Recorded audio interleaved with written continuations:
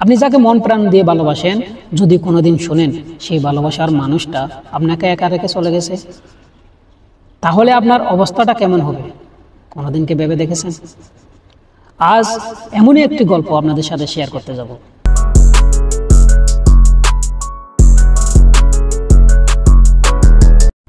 আসসালামু আলাইকুম সুপ্রিয় শ্রোতাবৃন্দ, যে যেখান থেকে আমার সাথে যুক্ত আছেন সবাইকে আন্তরিক শুভেচ্ছা ও অভিনন্দন। আপনাদের সাথে আছি আমি শাহাদত। আপনারা শুনছেন একজন প্রবাসীর গল্প। আপনি যাকে মন প্রাণ দিয়ে ভালোবাসেন, যদি কোনোদিন শুনেন সেই ভালোবাসার মানুষটা আপনাকে একা রেখে চলে গেছে, তাহলে আপনার অবস্থাটা কেমন হবে? কোনোদিন কি ভেবে দেখেছেন? আজ এমনই একটি গল্প আপনাদের সাথে শেয়ার করতে যাব। বন্ধুরা, রাতে খাওয়া দাওয়া শেষ করে যখন ফেসবুকে ঢুকলাম, স্ক্রল করতে করতে হঠাৎ একটা গল্প চোখে পড়ল। গল্পটা পরে চোখ দিয়ে পানি চলে আসলো। গল্পটা ছিল এরকম, নাম ছিল তার কাশেম আলী। এক সময় স্বপ্ন দেখেছিলেন সুখের সংসারের, ভালোবাসার মানুষ আলিয়ার সঙ্গে কাটাবেন সারাটা জীবন।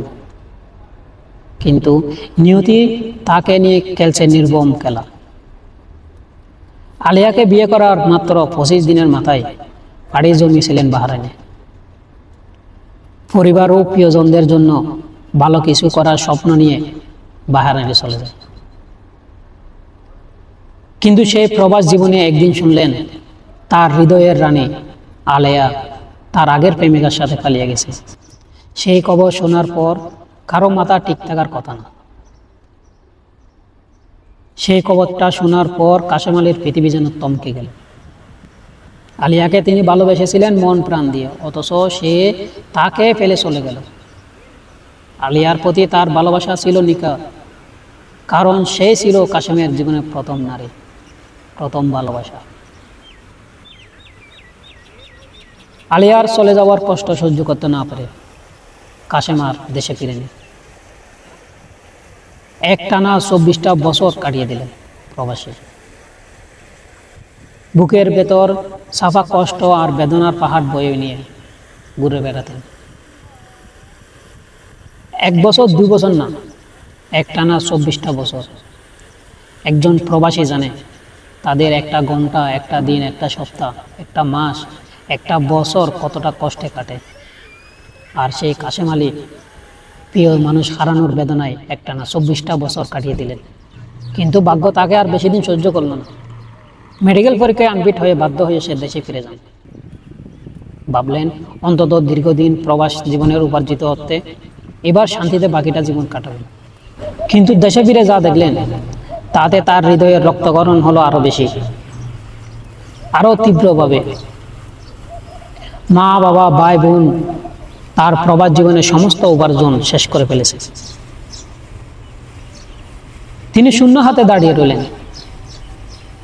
একদিকে ভালোবাসার মানুষ হারানোর বেদনা, অন্যদিকে পরিবারের ছলনা। কাশেম আলী শূন্য হাতে দাঁড়িয়ে রইলেন। 4 মাস বাড়িতে কাটালেন, তবে সেই বাড়িও তার জন্য হয়ে উঠল অর্চনা। মান অভিমান কষ্টে দুঃখে এক কাপড়ে বেরিয়ে গেলেন বাড়ি থেকে।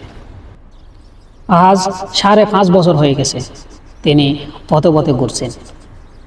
কোনো ঠিকানা নেই, আশ্রয় নেই, জীবন কেবল এক মুঠো ভাতের আশায়। মাজারে মাজারে ঘুরে কাটান দিন।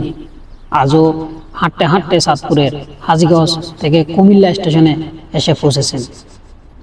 গন্তব্য চট্টগ্রামের শাহ আমানত মাজার। শুনেছেন সেখানে 2 বেলা খাবার দেয়। কাশেম আলীর জীবনের কাছে আর কোনো চাওয়া নেই, শুধু 2 বেলা ভাত পেলে তিনি সুখী। চোখ মুছতে মুছতে বললেন কাশেম, আল্লাহ যেদিন ডেকে নিবে সেদিন যেন এই মাজারেই শেষ নিঃশ্বাস ফেলতে পারে। পথের ধুলো আর জীবনের দুঃখ কষ্ট বুকে নিয়ে কাশেম আলী হাঁটতেছেন অনন্ত গন্তব্যের পথে। আমাদের সাবধানতা অবলম্বন করা দরকার। এই গল্প থেকে আমাদের শিক্ষা নেওয়া উচিত। ধন্যবাদ ভিডিওটা দেখার জন্য। দেখা হবে পরবর্তী কোনো ভিডিওতে। ততক্ষণ ভালো থাকবেন, সুস্থ থাকবেন। আল্লাহ হাফেজ।